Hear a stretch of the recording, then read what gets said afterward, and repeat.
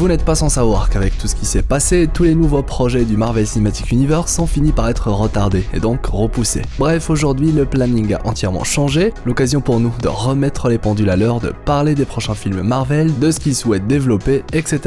et surtout de leurs dates de sortie respectives. Bien sûr, comme on parle de nouveaux films MCU, on en profitera pour parler de la suite des événements, de l'après Endgame en général, et je sais que c'est le genre de contenu que vous appréciez beaucoup. Une nouvelle exploration de type informatif cette fois, qui pourra servir de compas pour naviguer au mieux dans la phase 4 de Marvel. Installez-vous confortablement et sortez vos costumes de super-héros, je suis Hirosef et aujourd'hui on parle news, on parle information et annonce, bref, on parle des nouveaux films Marvel.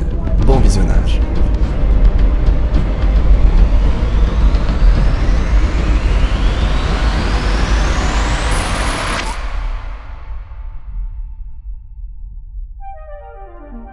Marvel l'a confirmé il y a un petit moment déjà, il y aura bel et bien un nouveau film type Avengers en temps et heure, avec, je cite, des héros qu'on connaît et d'autres qu'on va apprendre à connaître. Sauf que, et on le sait, avant qu'un tel projet ne voit réellement le jour, il faut que la phase 4 soit déployée, et quand on dit phase 4, on dit automatiquement une multitude de projets servant à d'une part introduire l'après Endgame, et d'autre part amorcer l'arrivée de nouveaux héros, de nouvelles intrigues et aussi, inévitablement, de nouveaux vilains, qui sont censés d'une manière ou d'une autre être liés à la grande menace de l'arc, un peu de la même manière que pour la saga de l'infini.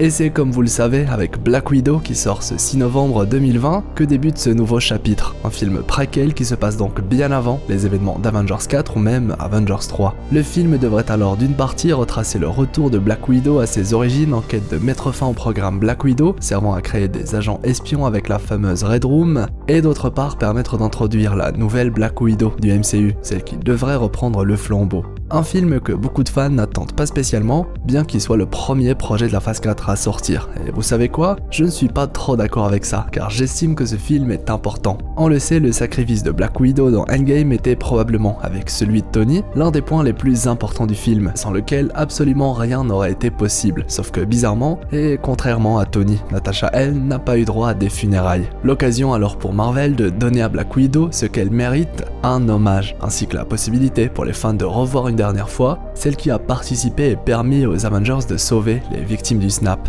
A noter également que ce film sert également à présenter Yelena comme la nouvelle Black Widow, soit probablement une nouvelle recrue pour une nouvelle équipe Avengers, comme précisé en début de vidéo avec le nouveau projet crossover style Avengers que Marvel a déjà annoncé. Pour le super vilain du film, on sait qu'il s'agit de Taskmaster, dont on a déjà parlé sur la chaîne. En résumé, il s'agit d'un personnage capable de répliquer les mouvements de ses opposants, utilisant ainsi leurs propres techniques de combat contre eux, ou même en analysant leur style de combat pour mieux les contrer. Un personnage très connu des fans de comics, qui ici pourra permettre à Natasha de briller une dernière fois en essayant de le vaincre. Certaines rumeurs indiquent d'ailleurs que Taskmaster reviendra dans d'autres films du MCU, chose qu'on pourra ou non confirmer dans le futur. Le deuxième film à sortir après Black Widow est quant à lui dédié aux Éternels, film qui porte d'ailleurs le même nom, disponible le 12 février 2021. Projet très attendu des fans puisqu'il permet d'explorer tout le lore autour des Éternels, des Célestes et aussi des Mutants, puisqu'ils sont tous tout simplement liés. On sait que le MCU souhaite de plus en plus élargir son background cosmique, et les Éternels c'est clairement le film pour apporter des réponses, mais aussi des révélations. Le tout sans spécialement s'éloigner de la Terre qui devrait tout de même rester au centre de l'intrigue, avec le groupe des Éternels, une sorte de groupe d'humains modifiés génétiquement par les Célestes qui sont également à la source des Déviants dont fait partie le fameux Thanos. En bref, tout est lié. En d'autres mots, il s'agit de l'occasion rêvée d'en savoir un peu plus sur l'origine du Titan Fou ainsi que de son peuple. D'ailleurs, plusieurs sources attestent la présence de Thanos dans le film, plus jeune cette fois, sachant que le film se déroule a priori des millénaires avant les événements d'Endgame, et que ce sera surtout à la fin du film qu'on aura l'occasion de découvrir que certains Éternels sont toujours vivants, dans l'ombre, et qui sait, qui pourront pour certains rejoindre le nouveau groupe des Avengers. A noter que le film a de grandes chances d'introduire le gène mutant, et encore une fois il faudra surtout se montrer patient pour vérifier l'information. Arrive alors le 7 mai 2021, date de sortie de Shang-Chi et la légende des 10 anneaux, film très attendu par les fans de Marvel également, puisqu'il va enfin nous dévoiler le vrai mandarin cette fois, contrairement à Iron Man 3. Le film en profitera alors pour nous présenter un nouveau héros, Shang-Chi, qui sans surprise devrait être aussi lié aux nouveaux Avengers et donc présent aux côtés d'autres héros pour le prochain grand crossover. Shang-Chi est connu pour être un maître absolu des arts martiaux, faisant de lui l'un des super-héros les plus forts au corps à corps. Il est considéré comme n'ayant aucun super pouvoir mais possède des affinités avec tout type d'armes. Toutefois, il est dit que lors de ses séances de méditation, il est capable d'avoir certaines visions. À voir si le MCU décidera ou non de modifier ses capacités. En tout cas sur le papier, Shang-Chi possède tout ce qu'il faut pour faire partie d'une nouvelle génération d'Avengers. Du côté du super vilain du film, on aura du coup droit à un mandarin au meilleur de sa forme, probablement en possession des 10 anneaux de pouvoir comme l'indique le titre du film, même si quand on parle du MCU, on ignore encore l'origine des anneaux ou même la nature de leur pouvoir. D'ailleurs, quelques théories autour des 10 anneaux pourraient être une superbe idée de vidéo, si ça vous intéresse, dites-le moi en commentaire. Les fans de l'Homme Araignée, quant à eux, pourront le 5 novembre 2021 profiter du 3e opus de Spider-Man, de la suite d'un final qui avait beaucoup marqué les esprits. Et oui, souvenez-vous, c'est à la fin de Far From Home que l'identité de Peter Parker a été révélée au monde entier par Mysterio juste avant sa mort, une révélation qui, disons-le, chamboule pas mal la vie de l'héritier de Tony Stark. On peut alors imaginer une intrigue visant à innocenter Peter, et certaines théories de fans parlent même de l'arrivée de Matt Murdock, alias Daredevil dans ce film. En tout cas pour l'instant, rien d'officiel du côté de Marvel si ce n'est la date de sortie de Spider-Man 3. Du côté des vilains, il y a de fortes chances pour que les Sinister Six se réunissent le temps de ce 3e opus, sachant bien sûr que le Vautour, le Scorpion et Mysterio font déjà partie du MCU et que l'arrivée d'un Dr Octopus pourrait mener à la création du groupe iconique. Le tout permettant à Spidey d'une nouvelle fois se surpasser et qui sait, ce sera peut-être l'occasion pour lui d'améliorer la maîtrise de ses pouvoirs, devenant enfin le fameux Spider-Man des comics. Le 2e opus de Spider-Man avait d'ailleurs énormément mis en avant le Spider-Sense de Peter, soit clairement l'un de ses pouvoirs les plus dévastateurs. En résumé, Spider-Man 3, c'est un film dans la même lignée que les opus précédents, de quoi faire plaisir à tous les fans de l'Homme Araignée. Ce qui nous amène à parler de Thor 4 Love and Thunder avec un rendez-vous fixé pour le 11 février 2022.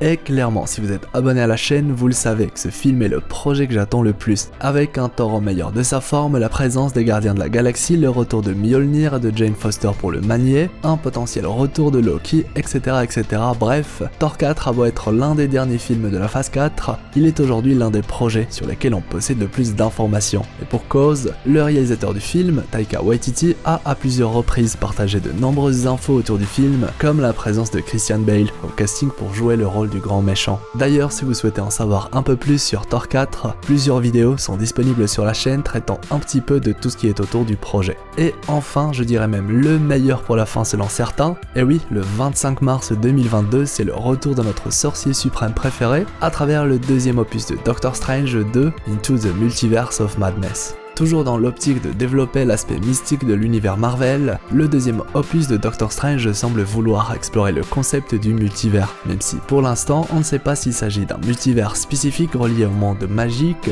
ou si le film va aborder le thème en général. Nous savons pour l'instant que Wanda fera partie du film aux côtés de Strange et que cette dernière sera liée d'une manière ou d'une autre à la grande menace du film. Comme vous le savez, l'outil de défense principal des sorciers contre les forces du mal a été détruit. Résultat, notre réalité ainsi que notre monde sont plus enclins à être la cible des forces du mal qui, comme vous le savez, peuvent se manifester de diverses manières. Je dirais même que le retour de Dormammu n'est pas à exclure, mais voilà, pour l'instant, Marvel ne s'est pas spécialement prononcé concernant l'identité du super vilain du film. À noter bien sûr que du côté de Mordo, lui, il est toujours de la partie, sauf qu'il est une sorte de vilain récurrent qu'on pourra retrouver dans plusieurs films autour de Doctor Strange, un petit peu à la manière d'un Loki pour les films Thor. Voilà. Et bien sûr, vous vous en doutez, si Doctor Strange clôt la phase 4, ce qui est pour l'instant le cas, c'est que ce film a de fortes chances d'être lié au grand projet crossover dont on a parlé au début de la vidéo. Mais encore une fois, le planning peut toujours changer, même légèrement avec pourquoi pas, l'ajout d'un film ou deux comme Captain Marvel 2 et le 2e opus de Black Panther. Dans tous les cas, vous pouvez compter sur votre explorateur d'univers préféré pour vous tenir au courant si jamais de nouvelles informations finissent par tomber. En résumé, quand on parle de la phase 4 de Marvel, on parle d'au total 8 séries et 6 films officiels. Sachant bien sûr qu'on ne sait pas encore si le projet nouveau Avengers, comme j'aime l'appeler, sortira ou non pour clôturer la phase 4, à l'image d'Avengers premier du nom pour la phase 1. On sait seulement que le projet verra le jour quand, eh bien, seul l'avenir nous le dira. Ah oui, et dites-moi si dans le même esprit que cette vidéo, vous souhaitez en savoir plus cette fois sur les séries de la phase 4. Si cette vidéo vous a plu, je compte sur vous pour le soutien avec le pouce en l'air, le fameux pouce bleu avec le gant de l'infini, ça m'aide énormément et récompense beaucoup le travail fourni. L'espace commentaire se fera quant à lui un plaisir de rassembler tous vos retours, idées, avis ou théories, etc. Si c'est votre première fois sur la chaîne ou si ce n'est pas encore fait, abonnez-vous, moi c'est Hirosef et sur ma chaîne, on parle de plein d'univers à travers des vidéos super cool et aussi, n'oubliez pas d'activer la petite cloche, c'est vraiment super important si vous ne voulez rien rater. Voilà, si vous n'avez pas encore regardé celle sur le lien entre Galactus et Tony ou encore celle sur Thor 4, les annotations de fin se feront un plaisir de vous y rediriger. Quant à moi, je vous dis à la prochaine pour de nouvelles vidéos. C'était Hirosef, l'explorateur d'univers, pour vous servir.